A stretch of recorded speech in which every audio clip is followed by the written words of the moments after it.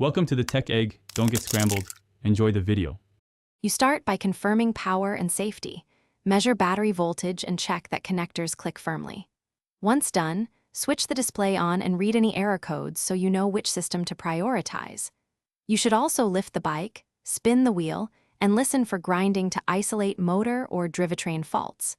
Make sure to wear gloves and remove the battery before reaching into wiring.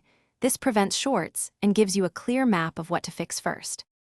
You now remove panels and components to access the motor, controller, and wiring. Label fasteners so reassembly is foolproof.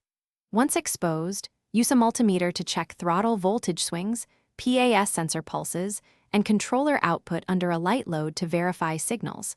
This tells you whether the controller or sensor is failing.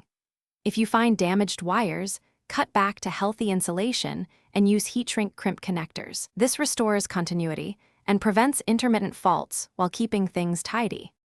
You finish by reassembling components in reverse order, torquing bolts to spec and reconnecting the battery securely so nothing vibrates loose. Once assembled, perform a stationary test. Lift the wheel, cycle assist levels, and apply brakes to confirm motor cutout works.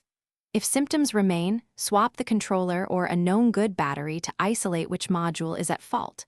One key troubleshooting tip: if intermittent power persists, wiggle harnesses under load. Thanks for watching. Consider subscribing if I helped unscramble your problems.